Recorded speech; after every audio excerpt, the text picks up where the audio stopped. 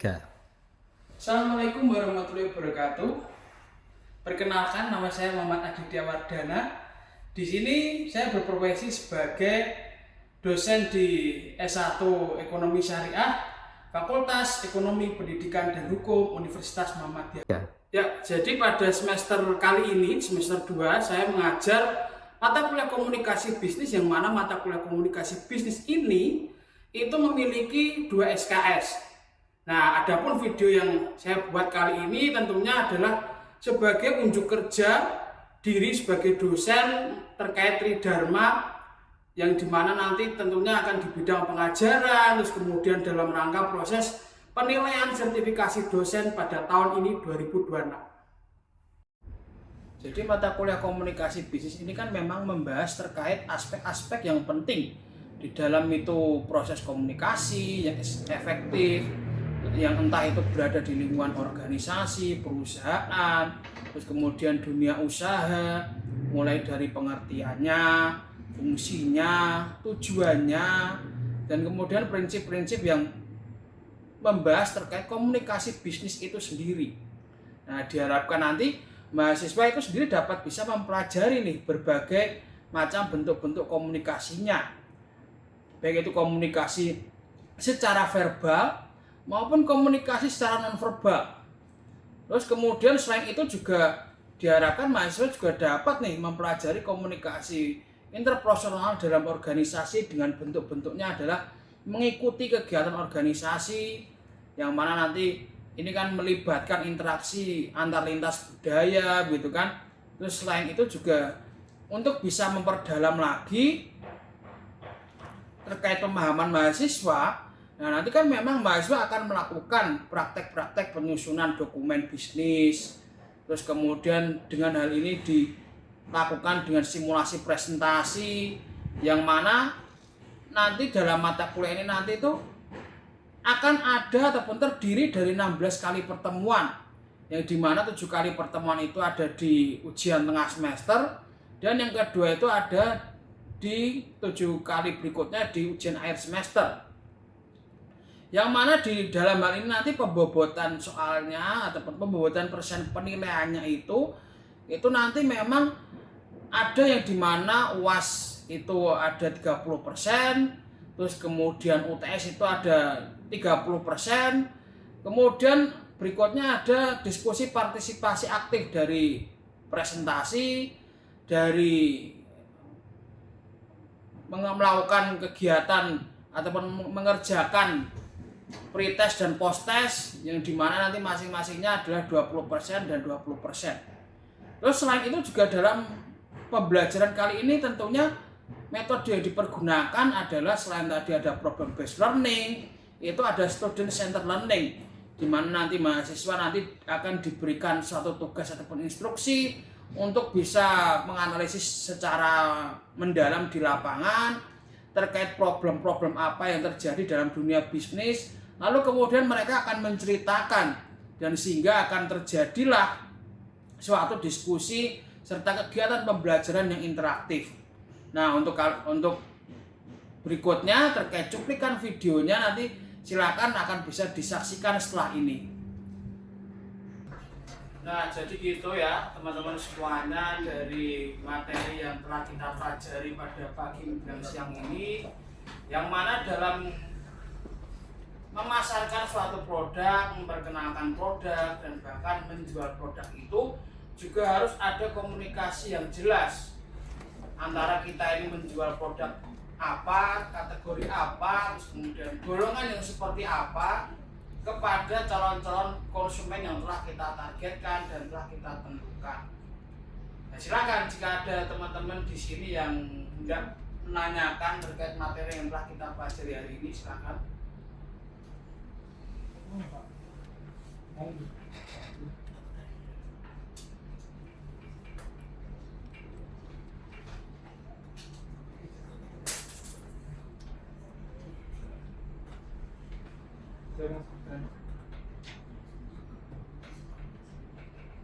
Saya Pak, izin bertanya. Oh ya, silakan.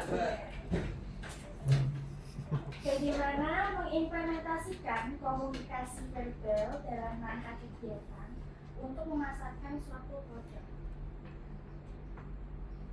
Ya, pertanyaan yang bagus. Jadi ketika kita ini ingin menerapkan komunikasi verbal untuk menjual produk-produk yang kita miliki tadi, itu tentunya harus ada aspek-aspek serta pertimbangan-pertimbangan tertentu dalam menjual produk tadi. Ya, terkhusus lagi juga kita harus tahu dulu produk yang kita jual ini produk jenis apa. Terus kemudian kategori produk kita ini diperuntukkan untuk siapa. Terus kemudian target produk kita ini nanti konsumen dengan karakteristik seperti apa gitu loh.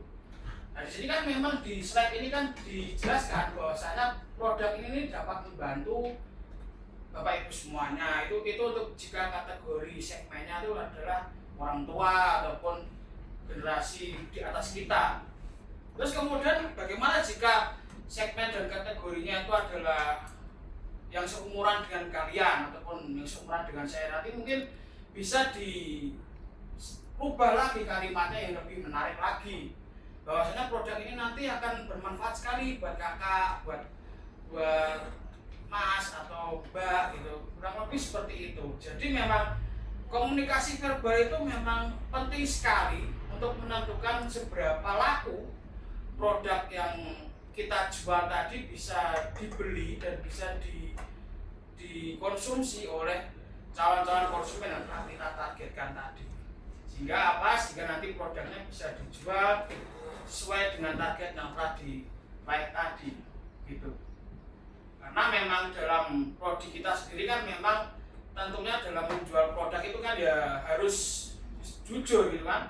Jangan sampai kita menjual produk tapi tidak sesuai dengan deskripsi, produknya juga gak jelas, bahan-bahannya juga nggak tahu nih berasal dari mana, apakah halal atau tidak dalam perolehannya. Terus kemudian nanti produk-produk tersebut nanti malah membahayakan konsumen, itu jangan sampai seperti itu. Jika memang dalam menjual produk itu komunikasi yang penting itu juga harus diperhatikan.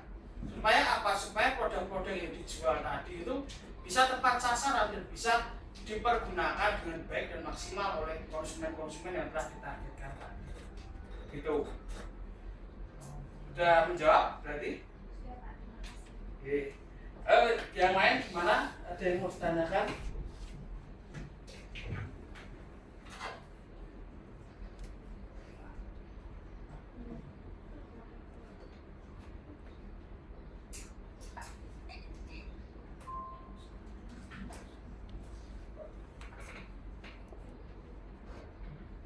Oke, baik, mungkin kalau nggak ada yang ditanyakan, mungkin untuk pertemuan pertama kita pada pagi hari ini menjelang siang mungkin itu saja. Saya cukupkan sekian.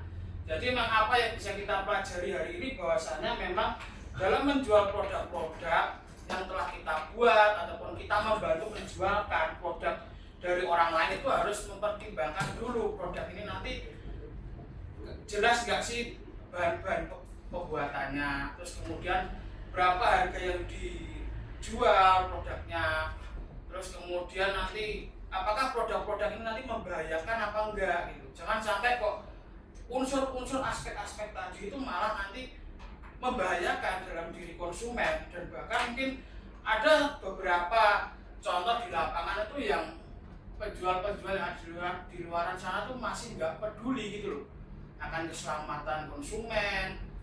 Yang terpenting kan orientasi mereka tuh untung terus, profit, laba. Masalah mereka nanti produk tadi membahayakan konsumen apa enggak nanti urusan belakangan gitu kan. Ya, itu kan tentunya kan bertentangan sekali dengan nilai-nilai keislaman dan nilai-nilai syariah yang ada di prodi kita, kurang lebihnya seperti itu. Oke, mungkin itu saja yang bisa saya sampaikan. Terima kasih banyak teman-teman yang sudah hadir pada kuliah di pertemuan pertama kita. Kurang lebihnya mohon maaf. Assalamualaikum warahmatullahi wabarakatuh. Waalaikumsalam warahmatullahi wabarakatuh.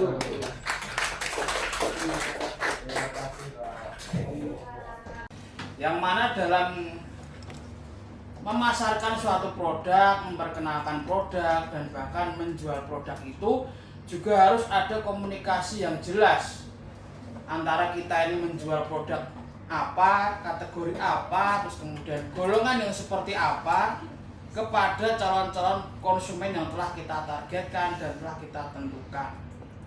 Nah, silakan jika ada teman-teman di sini yang hendak menanyakan terkait materi yang telah kita pelajari hari ini, silakan.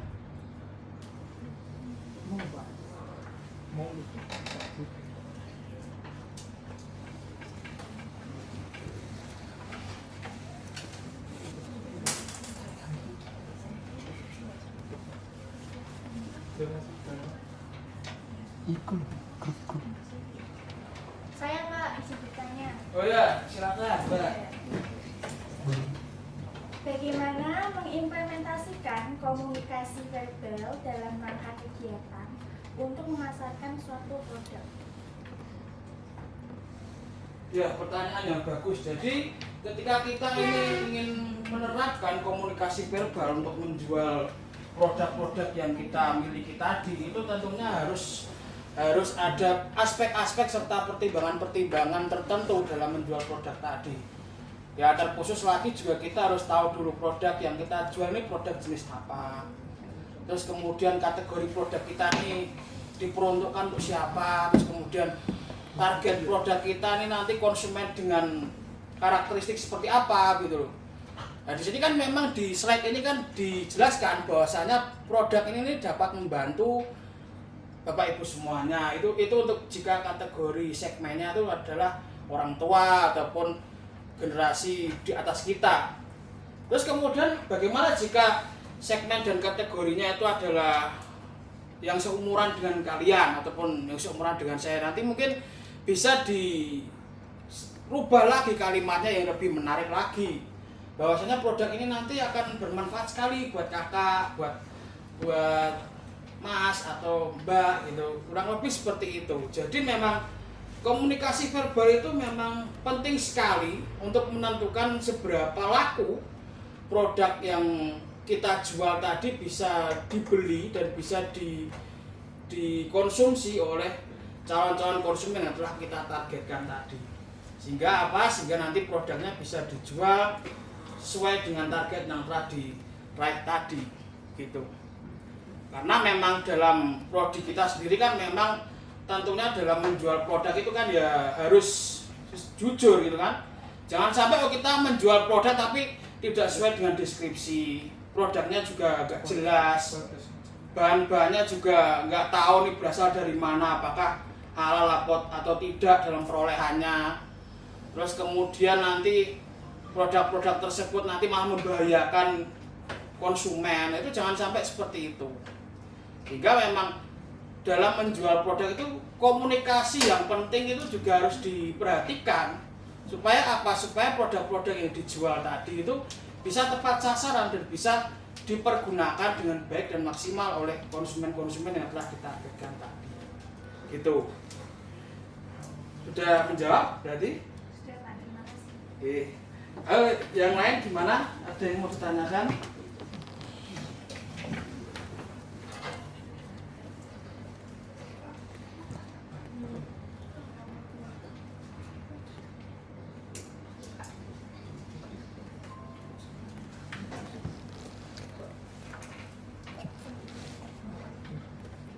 Baik, mungkin kalau nggak ada yang ditanyakan, mungkin untuk pertemuan pertama kita pada pagi hari ini menjelang siang mungkin itu saja.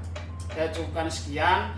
Jadi memang apa yang bisa kita pelajari hari ini bahwasanya memang dalam menjual produk-produk yang telah kita buat ataupun kita membantu menjualkan produk dari orang lain itu harus mempertimbangkan dulu produk ini nanti jelas nggak sih bahan-bahan pembuatannya, terus kemudian berapa harga yang dijual produknya, terus kemudian nanti apakah produk-produk ini nanti membahayakan apa enggak gitu. Jangan sampai kok unsur-unsur aspek-aspek tadi itu malah nanti membahayakan dalam diri konsumen, dan bahkan mungkin ada beberapa contoh di lapangan itu yang penjual-penjual yang ada di luaran sana tuh masih nggak peduli gitu loh akan keselamatan konsumen. Yang terpenting kan orientasi mereka itu loh, orientasi mereka tuh untung terus, profit, laba. Masalah mereka nanti produk tadi membahayakan konsumen apa enggak, nanti urusan belakangan gitu kan. Nah, itu kan tentunya kan bertentangan sekali dengan nilai-nilai keislaman dan nilai-nilai syariah yang ada di produk kita, kurang lebihnya seperti itu. Oke, mungkin itu saja yang bisa saya sampaikan. Terima kasih banyak teman-teman yang sudah hadir pada kuliah di pertemuan pertama kita. Kurang lebihnya mohon maaf. Assalamualaikum warahmatullahi wabarakatuh. Waalaikumsalam warahmatullahi wabarakatuh.